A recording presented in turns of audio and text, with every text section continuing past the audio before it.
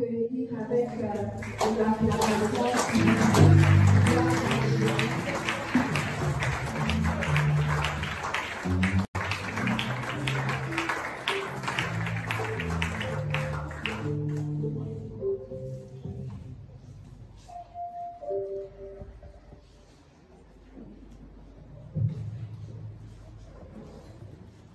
Shalom. Moi, je voudrais grand d'être parmi vous ce matin et surtout de vous parler de la part de Dieu. Alléluia. J'avais commencé par dire grand merci au groupe pastoral qui a prêché ce matin, aux responsables, aux membres du conseil qui ont permis que je sois là et vous parler de la part de Dieu. Ce matin, en cette journée, nous célébrons un événement. L'officiant a su partager cette pensée dès le début du culte. L'événement, c'est le 65e anniversaire de l'accession de notre pays à la souveraineté internationale. Et lorsqu'un pays est indépendant, il signe des accords, il signe des partenariats, notamment dans le domaine de la sécurité, sur le domaine économique et d'autres domaines. En ce qui concerne la sécurité, notre pays, dès les années 60, a signé un partenariat avec la France pour sa protection. Voilà pourquoi l'armée française est au milieu de nous depuis ces années. Et en parlant d'indépendance, Dieu m'a orienté à contextualiser avec l'histoire biblique. Un peuple, une famille indépendante, et qui a compris que dehors il y avait le danger. Dehors, les jours étaient mauvais et il fallait se protéger contre l'envahisseur. Comme je le disais, un pays indépendant se protège ses frontières, protège son économie contre l'envahisseur. Et ce matin, le Seigneur nous oriente à nous protéger contre ce qui est dehors. Si notre officiante peut nous lire notre texte de base, nous sommes dans Genèse chapitre 6. Genèse chapitre 6, nous lisons du verset 13 au verset 22. Genèse chapitre 6, nous lisons du verset 13 au verset 22. Je lis la parole de Dieu dans Genèse 6, verset 13 à 22. Alors Dieu dit à Noé, la fin de toutes choses est arrêtée devers moi, car ils ont rempli la terre de violence. Voici, je vais les détruire avec la terre. Fais-toi une arche de bois de gopher. Tu disposeras cette arche en cellules et tu l'enduiras de bois en dedans et en dehors. Voici comment tu la feras. L'arche aura 300 coudées de longueur, 50 coudées de largeur et 30 coudées de hauteur.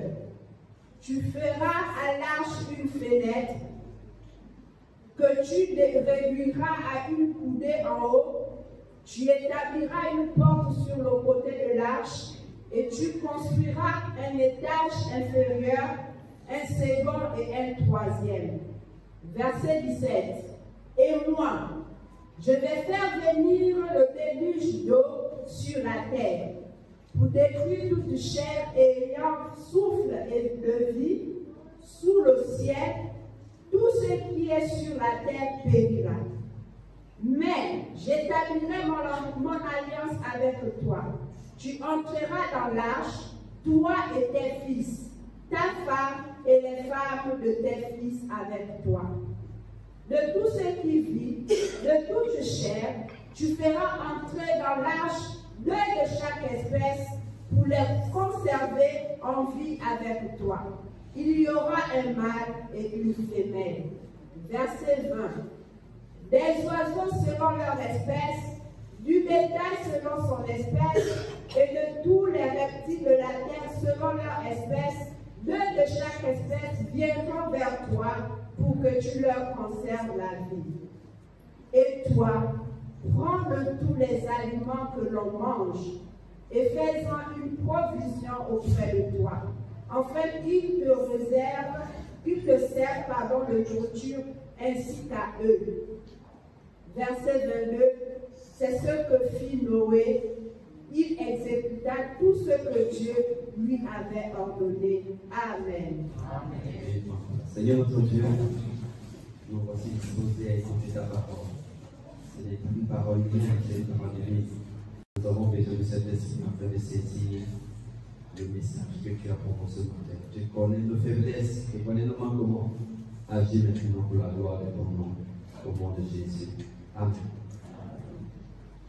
Le thème de notre message ce matin est intitulé Bâtir son arche.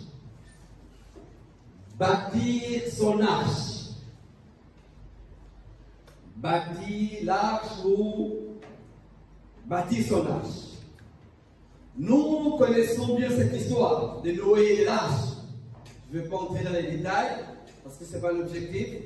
Mais nous connaissons cette histoire. Sûrement nous l'avons entendu lors des prédications, lors des enseignements, ou peut-être notre méditation personnelle. Nous avons écouté, nous avons lu et nous avons examiné cette histoire. Mais ce matin, Dieu m'oriente à parler d'un autre aspect de l'histoire de Noé et de l'arche. Ce que Dieu a mis à cœur, que je partage avec vous ce matin. Donc le thème, bâtir l'arche. Aujourd'hui, Noé a bâti l'arche à son temps.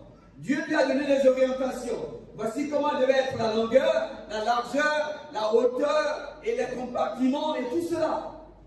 C'était pour protéger Noé et sa famille contre le déluge, contre l'eau qui devait détruire la nature. Aujourd'hui, nous n'avons pas affaire au déluge.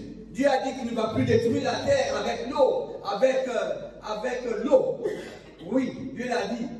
Mais il y a un autre phénomène qui nous guette, qui peut détruire le monde dans lequel nous sommes, qui peut détruire notre entourage, qui peut détruire ce que nous sommes.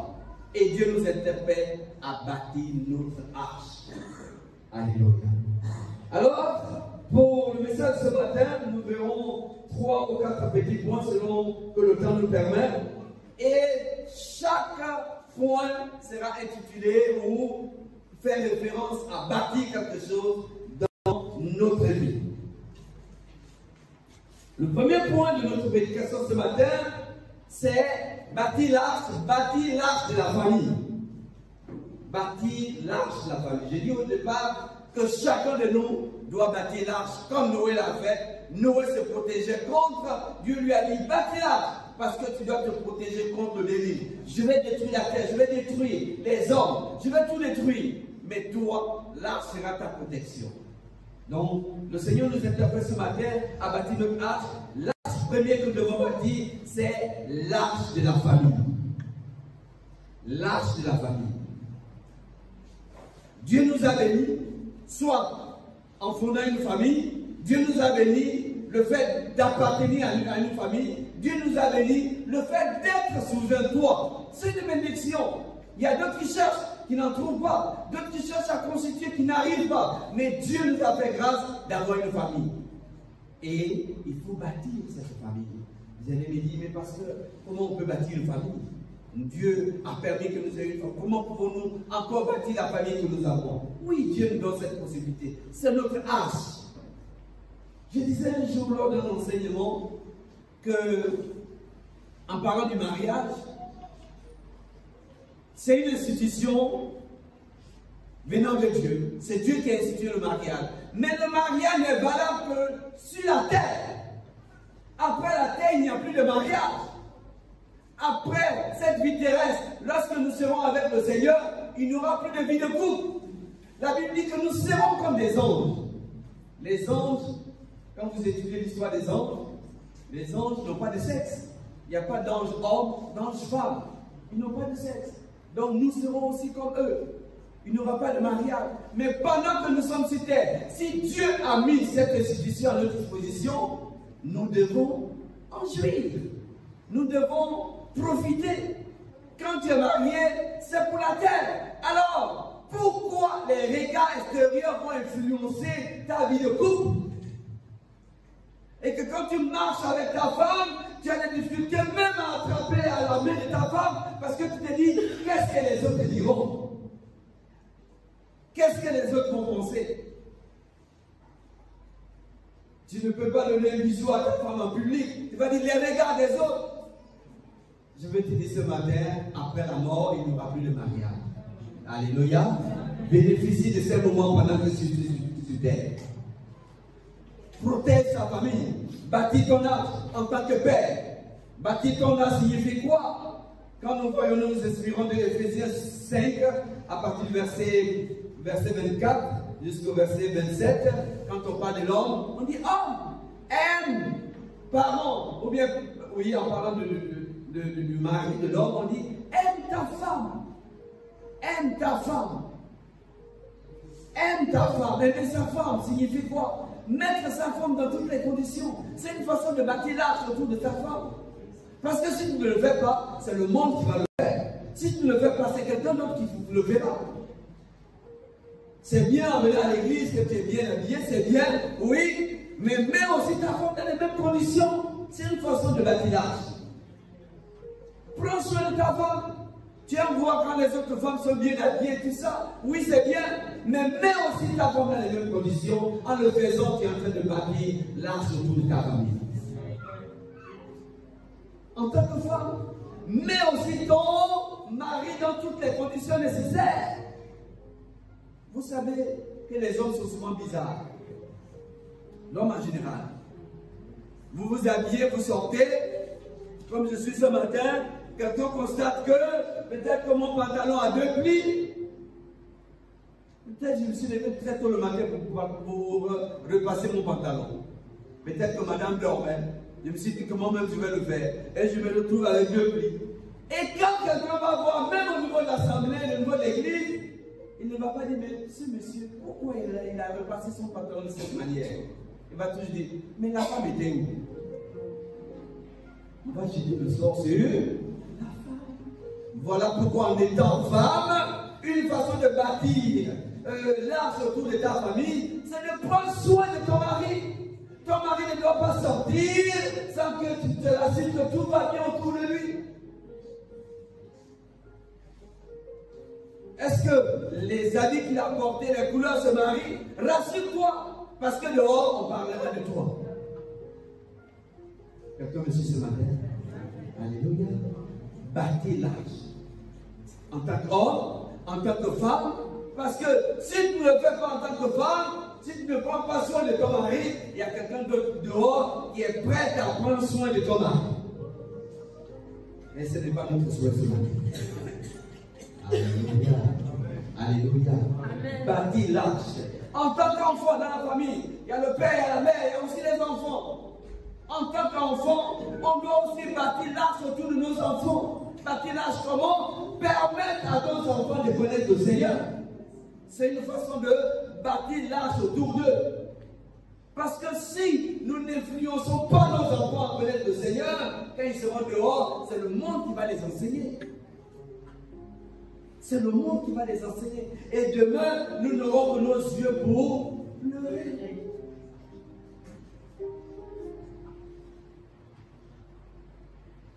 Permettre à nos enfants. On ne peut pas obliger quelqu'un à accepter le Seigneur, mais nous pouvons créer les conditions. En tant que parents, s'il n'est pas normal que le dimanche tu viennes à l'église et que tes enfants disent que je ne vais pas à l'église. Et puis ça te dit rien, tu viens à l'église, restez. Non, tu n'es pas en train de bâtir l'arche de ta famille. Si l'enfant est malade, on peut comprendre. Si madame est malade, on peut comprendre. Mais quelqu'un qui est sous ton poids, tu prends soin de lui, et dimanche tu vas à l'église, il est assis carrément devant la télé, il ne part pas à l'église. Prends tes responsabilités.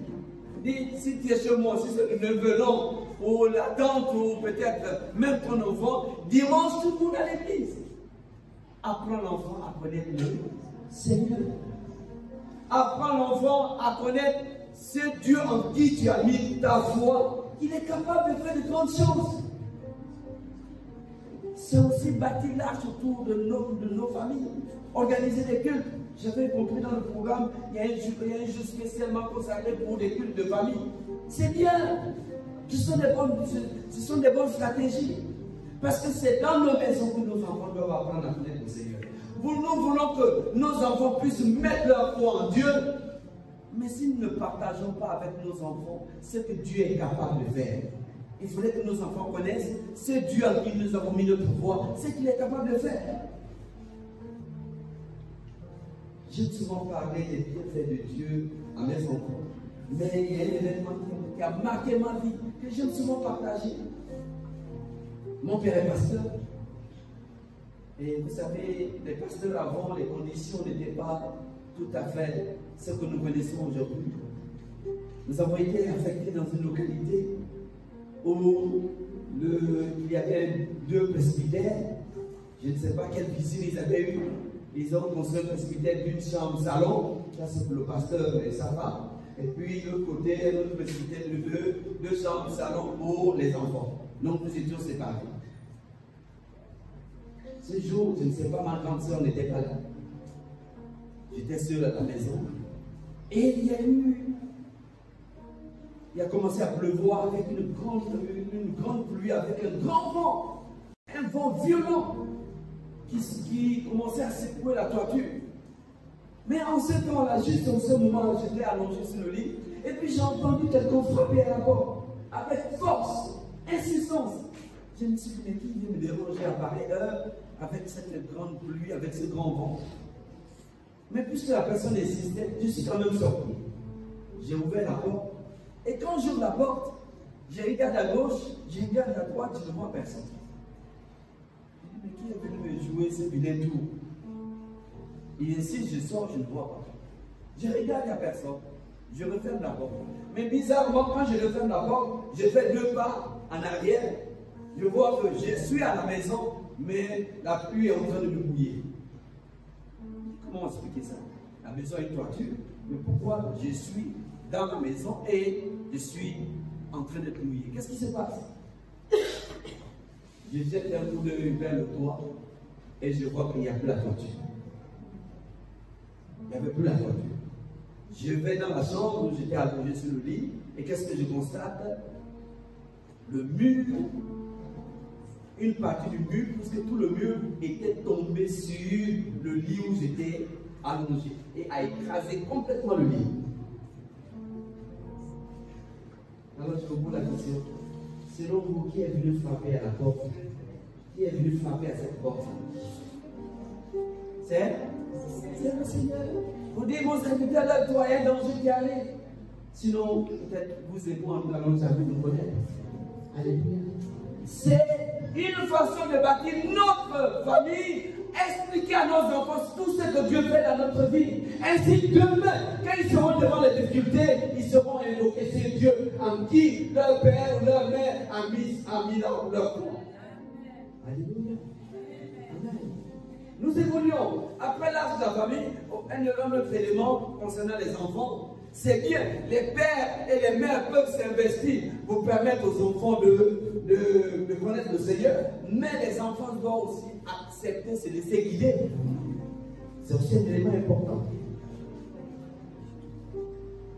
Nous continuons. Deuxième élément, deuxième axe à bâtir en tant qu'enfant de Dieu, j'ai intitulé « Bâtir l'arche de sa personnalité ». Bâtir l'arche de sa personnalité. Dimanche dernier, j'ai été très marqué par la prédication de l'ancien sur l'histoire de Jephthé.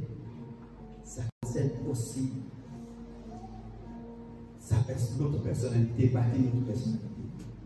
Nous avons appris que Jephthé a été rejeté par sa famille. Mais après, ces mêmes personnes sont allées chercher Jephthé pour que Jephthé soit leur chef. Mais Jephthé n'a pas été choisi à cause de sa beauté. Il n'a pas été choisi à cause peut-être de son éloquence, parce qu'il était éloquent, ou parce qu'il était élégant. Ou bien parce qu'il a été victime d'injustice. ou pour simplement lui faire plaisir, non. Ou pour lui permettre de se venger, non. Il a été choisi parce que simplement, il avait bâti une personnalité. Lisons, pour ce point, lisons Philippiens chapitre 4, verset 8 à 9. Comment bâtir notre personnalité? Philippiens chapitre 4, celui qui trouve le texte le lit. Philippiens chapitre 4, verset 8 à 9.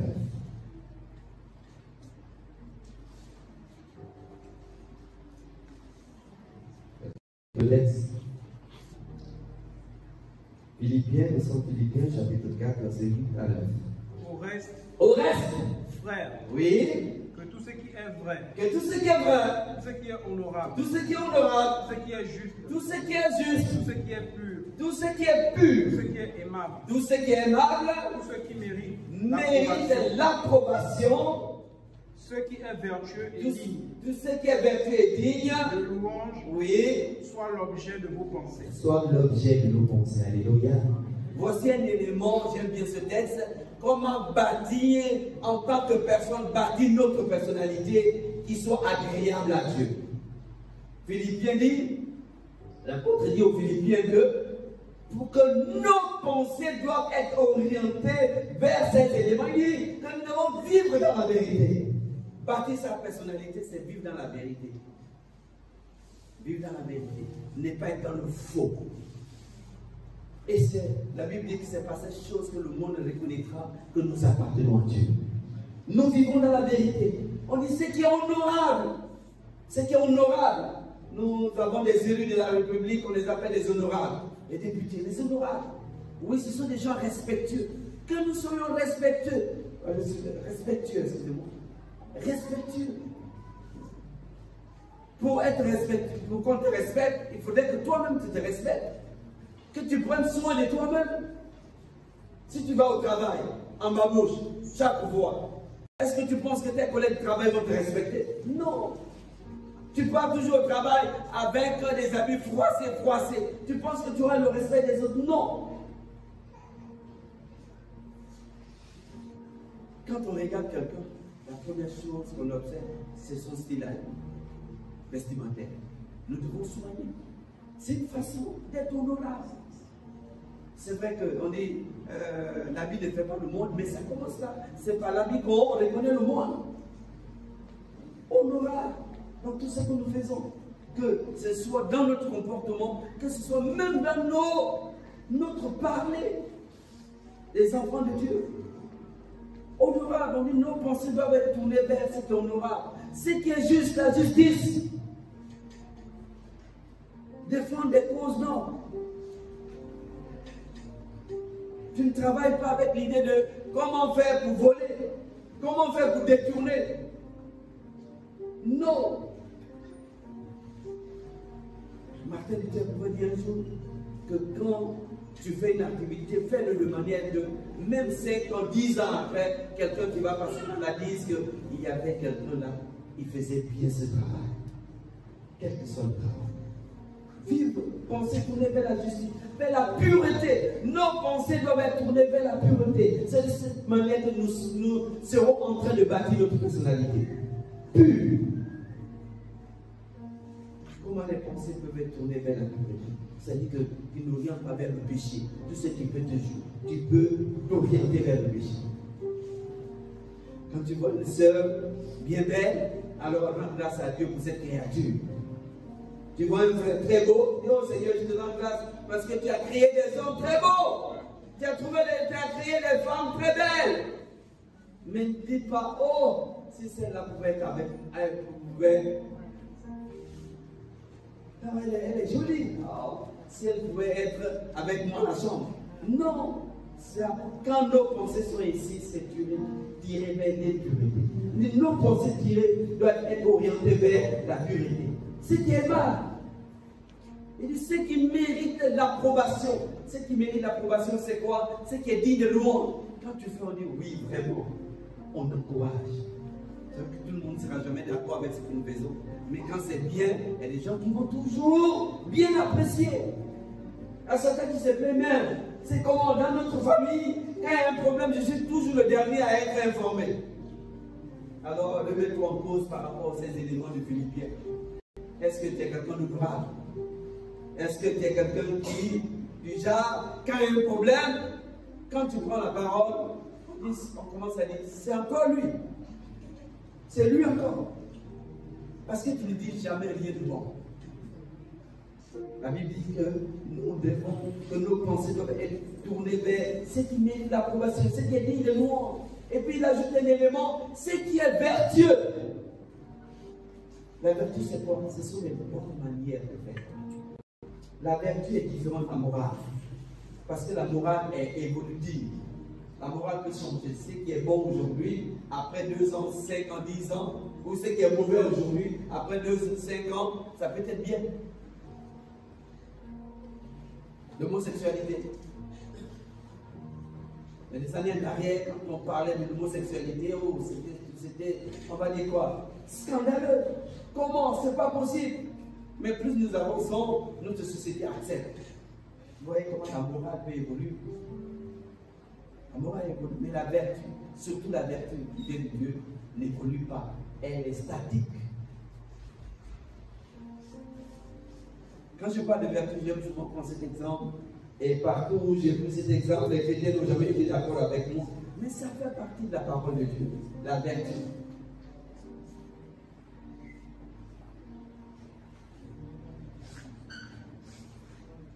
Si après ce culte en sortant de ces lieux, juste là au fond, vous trouvez un billet de 10 000 qui traîne. Là où vous vous posez là. Quelle sera votre première réaction? Comment? Ramasser, n'est-ce pas? Il y a certains même qui vont dire, merci Seigneur, tu connaissais mon problème, et puis tu as mis les 10 000 devant moi, et puis tu les récupères. N'est-ce pas? C'est normal. Mais je ne sais pas si vous avez fait attention. Quand vous prenez quelque chose qui ne vous appartient pas, il y a toujours un geste que vous faites. J'ai mon stylo, le stylo tombe, pour ramasser mon stylo, c'est la moindre des choses. Je prends mon téléphone, en marchant mon téléphone tombe, ça c'est la moindre des choses, je ramasse et puis je continue.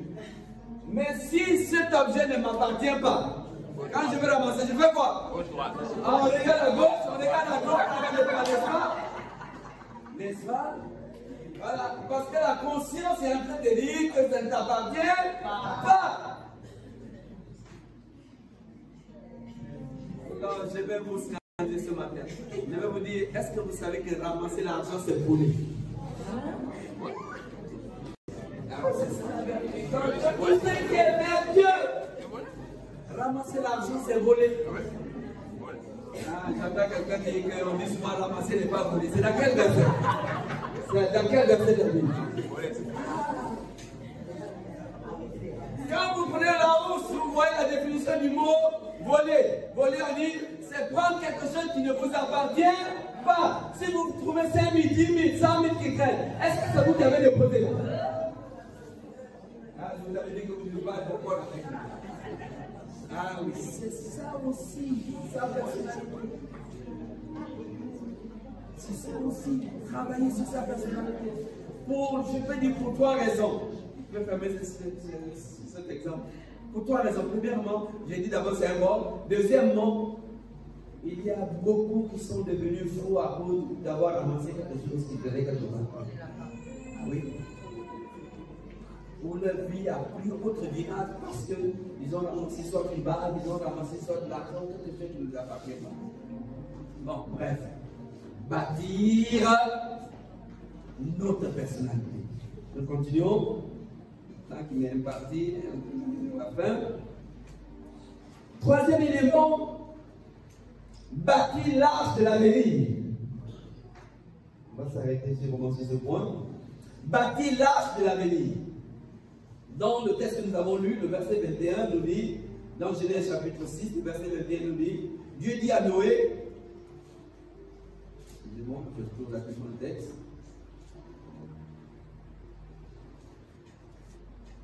Le verset 21 dit, et toi, prends de tous les animaux que l'on mange et fais-en une provision. C'est cet élément qui a attiré mon attention. Fais-en une provision. Bâtir l'arche de l'avenir, c'est investir pour l'avenir. Dieu a dit à Noé, tu montes dans l'arche. Prends suffisamment de nourriture pour toi et les animaux. Fais-toi une provision. Lorsque j'étudiais ce texte, je me suis dit, mais Dieu était capable, comme dans le désert, de nourrir Noé et sa famille dans l'arche. Il dit, fais-toi une provision. Mets quelque chose de côté. J'ai essayé de calculer un peu combien de temps Noé et sa famille ont mis dans l'arche. En calculant, j'ai trouvé à peu près, ils ont fait 6 mois. 6 mois. Parce que la Bible dit qu'il y a eu la pluie pendant 40 jours et 40 nuits. Et après les 40 jours et 40 nuits, il a fallu 150 jours pour que l'eau commence à t'arriver. 150 jours. Un mois, ça fait combien de jours? 30 jours. Donc ça fait 5 mois à peu près. 5 mois plus les 40 jours de pluie, ça fait à peu près 6 mois. Ils ont fait 6 mois dans le bateau. Il fallait avoir quelque chose pour manger. C'est ce qu'on appelle investir pour l'avenir, au verset 21. Investir pour l'avenir signifie quoi? Que quand les temps, ou bien en nous inspirant l'histoire de Joseph, quand c'est la période des vaches grasses, on essaie de mettre quelque chose de côté pour l'avenir. Dieu nous enseigne. Investir pour l'avenir. Pendant que nous sommes forts, c'est bien, mais nous ne serons pas toujours forts. Pendant que tu travailles, c'est bien, tu es bien payé, c'est bien. Mais à un moment où la retraite va venir, qu'est-ce que tu vas faire lorsque tu seras en retraite? Investir pour nous-mêmes. Parce que peut-être les jeunes ne maîtrisent pas encore cela. Lorsque tu travailles, tu es salarié, que ce soit au public comme au privé, tu es salarié, et quand tu vas à la retraite, alors on te coupe toutes les primes. Quelquefois, tu te retrouves avec un quart ou un tiers de ton salaire. Tu étais à 1 million, on te payait à 1 million ou 500 000 de salaire. À la retraite, tu te retrouves avec peut-être 100 000 ou 150 000. Ou en plus 200 000. Et si tu avais un certain niveau de vie et tout d'un coup, il n'y a plus d'entrée ou les rentrées, et ça devient compliqué. Et voilà pourquoi le Seigneur dit à Noé, mets quelque chose de côté pour que pendant ce jour, tu puisses t'occuper de ta famille et des animaux. Nous devons bâtir l'arche de l'avenir en faisant quoi? En investissant. Il y a plusieurs domaines. Le pasteur ne peut donner quelques orientations, mais selon vos inspirations. Tu peux investir par exemple dans l'immobilier. Investir dans l'immobilier. Tu te trouves un terrain, tu construis une maison, c'est vrai pour ta famille, mais des studios, certaines maisons, et lorsque tu seras en retraite, ces maisons-là, lorsque ces maisons seront louées, les entrées vont te permettre de garder toujours ton même niveau de vie. Si au niveau de l'immobilier c'est compliqué, investis dans une entreprise. Prends des parts dans une entreprise, dans le capital. Des actions. Et chaque fois que l'entreprise produit, ça te fait des revenus de plus. C'est une possibilité. Ou peut-être investir dans l'agriculture. Tu as un verger. Et lorsque tu seras à la retraite, ce verger va produire et ça va te permettre toujours d'avoir ce même niveau de vie. C'est aussi bâtir. Préparer la retraite. On ne construit pas sa première maison ou sa maison avec l'argent de la retraite. Tu n'attends pas que lorsque quand quelqu'un travaille dans une entreprise, à la fin, il y a une prime qu'on donne avant d'aller à la retraite. On appelle ça comment souvent? Service, hein, comment? Service rendu. On n'attend pas le service rendu pour construire sa maison. Non. Cela se fait avant. Ou bien on n'attend pas dire, bon, ce sont mes enfants qui vont construire pour moi. Non. Ce n'est pas les enfants qui doivent construire pour les parents. Ce sont les parents qui construisent pour les enfants. Maintenant, si les enfants sont bénis, ils veulent faire plus, d'accord. Mais tu ne comptes pas sur tes enfants pour dire que bon, quand tu seras à la retraite, oui, ce sont eux qui vont prendre soin de moi. Et après, quand les enfants ne le font pas, souvent on veut les maudire. Non, les enfants sont dans leur droit. Je dis souvent à mon fils, tu vois, quand je prends mon salaire à la fin du mois, est-ce que je divise souvent en deux pour envoyer la moitié à mon père et à ma mère? Il me dit non. Il dit pourquoi je ne fais pas ça? Il dit non, parce qu'il y a des besoins à la maison. Exactement. Quand je prends le salaire, la première chose, c'est savoir alors comment combler les besoins de la maison. Maintenant, une fois en passant, j'aide souvent les parents, d'accord. Mais ce n'est pas chaque mois que je prends la moitié de mon salaire pour envoyer à papa ou à maman. Non. Les parents doivent aussi comprendre. Voilà pourquoi, quand on est fort, préparons le lendemain. Alléluia. Dieu a dit à Noé, bâtis l'arche. Et il a bâti l'arche. Noé est sorti sain et sauf après le déluge. Il nous exhorte à bâtir notre arche. Il y a beaucoup de domaines. Ça va être dans le domaine de l'évangélisation. Le temps ne nous permet pas de toucher cet aspect. Bâtir l'arche. Permettre à nos proches de connaître le Seigneur. Nous proclamons au fort, Jésus est Seigneur. Mais après cette vie, il y a la mort. Quand nos parents ne connaissent pas le Seigneur, nos enfants ne connaissent pas le Seigneur, ils iront en enfer. Peut-être que rarement nous prenons le temps d'étudier c'est quoi réellement l'enfer. Si nous connaissons ce qui est réellement l'enfer, nos parents qui ne connaissent pas le Seigneur, jour et nuit, nous devons jeûner et prier pour que ces gens connaissent le Seigneur. C'est aussi bâtir l'arche. Bâtir pour nous protéger contre le danger. Alléluia. Alléluia. Alors nous allons baisser les têtes, nous allons prier juste un petit instant par rapport à cette parole. Alors tu vas simplement dire 2 mots au Seigneur par rapport à ce qui a été dit. Si dans certains domaines tu as reconnu où tu devais bâtir l'arche, ton arche, que ce soit au niveau de la famille, que ce soit au niveau des finances, que ce soit au niveau de l'avenir, que ce soit, peu importe l'aspect de ta personnalité, tu reconnais qu'il y a eu des manquements, il y a eu des négligences. Alors tu vas simplement demander pardon au Seigneur. Et ensuite tu vas prendre l'engagement que Seigneur, avec le Seigneur, rien n'est tard. On peut toujours se rattraper. Le Seigneur est prêt à nous accompagner. Et tu vas dire quelque chose au Seigneur par rapport au domaine dans lequel tu veux bâtir ton arche. Que chacun prie et chacun élève sa voix et parle à son Dieu. Prions ensemble.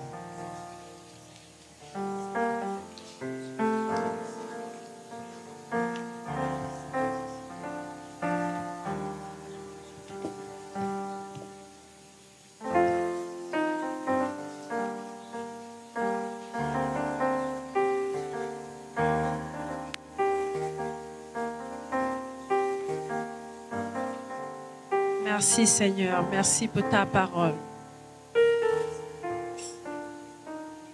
Merci parce qu'elle vient encore nous éclairer ce matin.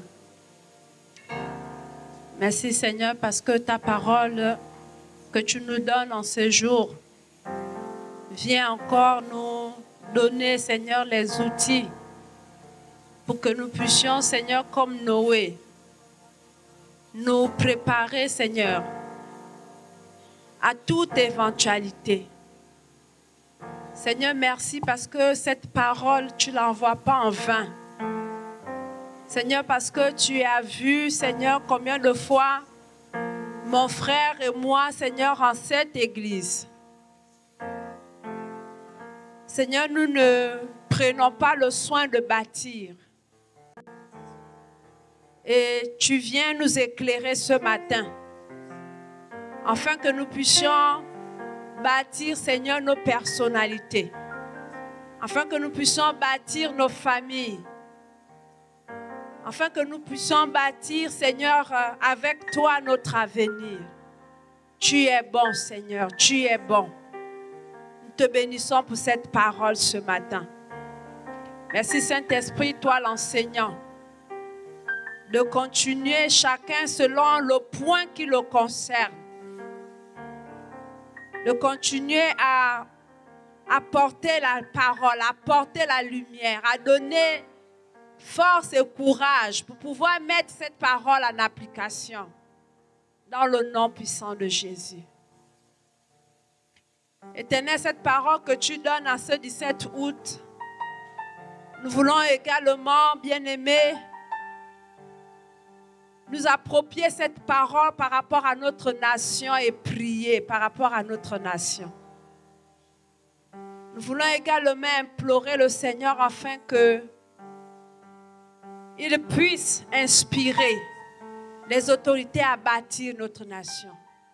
Par rapport à ces différents points, est-ce que tu peux élever ta voix et s'approprier cette parole par rapport à notre nation? Oui, Seigneur, merci. Nous savons, Seigneur, que si tu parles, Seigneur, de bâtir en ce jour du 17 août, Seigneur, nous voulons proclamer également, Seigneur, que cette parole, c'est pour le Gabon. En tant qu'État, nous disons, Saint-Esprit, que toi qui sondes les cœurs et les reins, toi qui inclines les cœurs des autorités, que tu puisses, Seigneur, envoyer cette parole, de bâtir notre pays. Oui, que nos autorités puissent encore avoir soif, que nos autorités puissent encore avoir la détermination de bâtir, Seigneur, notre pays. De bâtir notre pays, Seigneur, sur le plan sécuritaire. De bâtir notre pays sur le plan économique, sur le plan social. Saint-Esprit de Dieu, merci d'inspirer nos autorités. Les autorités sont établies, Seigneur, pour accomplir ta volonté. Merci de bâtir leur personnalité. Afin que, comme nous avons lu dans Philippiens, Seigneur, afin que tout ce qui est juste et bon, tout ce qui est honorable, tout ce qui est louable, tout ce qui est pur, Seigneur, les anime.